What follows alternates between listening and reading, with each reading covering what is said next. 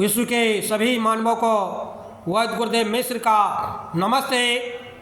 Life style and world peace YouTube channel में आप आते हैं, इसके लिए ढेर सारी साधुवाद, बहुत सारी बधाइयाँ। Life style and world peace YouTube channel में आप आते ही लाइक करें, सब्सक्राइब करें, बेल आइकन बटन को दबाते हैं, कमेंट में अपना विचार लिखें, मोबाइल नंबर छोड़ें, अपने कंट्री का नाम लिखें।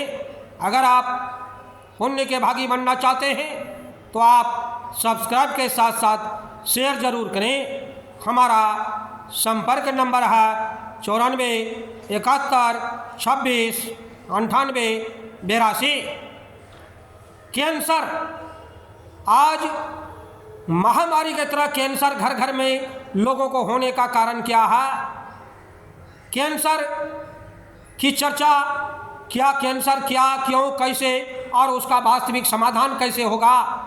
कैंसर आपका वास्तविक इलाज कैसे होगा? आयुर्वेद, नेचुरोपैथ, प्राकृतिक चिकित्सा और योग से आप 100% कैंसर को ठीक कर सकते हैं, कैंसर पर काबू पा सकते हैं। आप कैंसर पर कई भागों में हमारी चर्चाएं चलेगी। आज सनातन धर्म में हजारों लाखों करोड़ों वर्षों से कैंसर को संस्कृत में कर्कट कहा गया और कर्कट का 100% समाधान आयुर्वेद में, प्राकृतिक चिकित्सा में, यौगिक चिकित्सा में है। कर्कट, संस्कृत में कैंसर को कर्कट कहा जाता है। कर्कट का अर्थ होता है केकड़ा। वह केकड़ा के जैसे ही अनियमित सेल को बढ़ाता है और खाता जाता है आपके शरीर को। कैंसर दुर्गा पूजा में, सनातन धर्म में दुर्गा पूजा 10 दिन तक होती है और दुर्गा पूजा में घर के भीतर में जौ का जयंती गिराते हैं। जौ का मिट्टी जमा करके उसमें जौ छिड़कते हैं। जौ एक ऐसा अनाज है जो कैंसर को 100% ठीक करने में कारगर है। दुर्गा पूजा में जौ का जयंती गिराते हैं। 10 दिन के बाद उसको हम उस पेड़ को काटते हैं, डेली पूजा करते हैं, हवन करते हैं, यज्ञ करते हैं। उसे जौ में इतनी शक्ति है, जौ के अंदर में माँ दुर्गा के पास इतनी ताकत, शक्ति उत्पन्न हो जाती है कि वह आपके शरीर के किसी भी रोग को ठीक करने में, स्वस्थ बनाने में वह सक्षम है। आज गेहूं के ज्वारे का चर्चा पूरी दुनिया में डंका की तरह पीट रहा है, लेकिन वास्तविकता यह है कि जौ के जयंती के बराबर वह गेहूं कभी नहीं कर सकता। जौ का जयंती जितना ताकतवर और शक्तिशाली होता है कि वह गेहूं का ज्वार कभी नहीं कर सकता।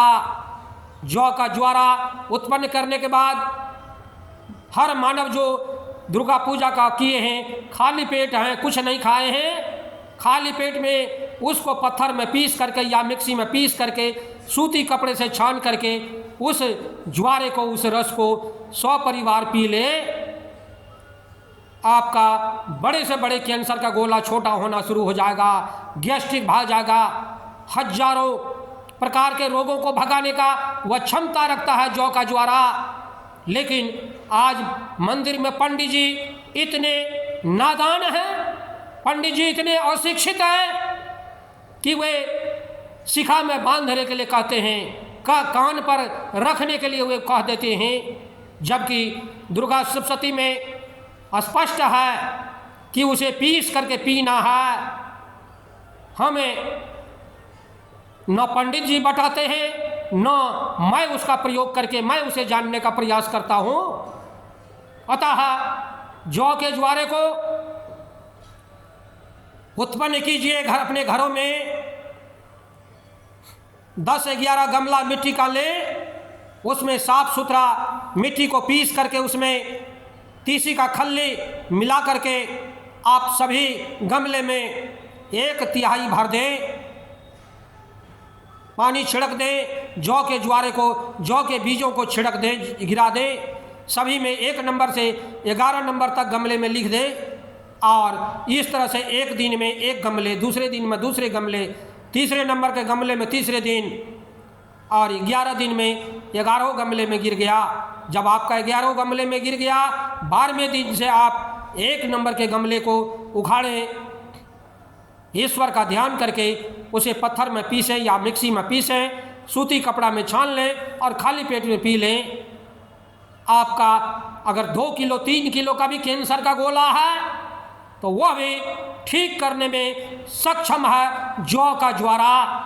अतः जौ का जयंती आप अपने गमलों में गिराएं और बड़े से बड़े कैंसर के रोग को ठीक करें।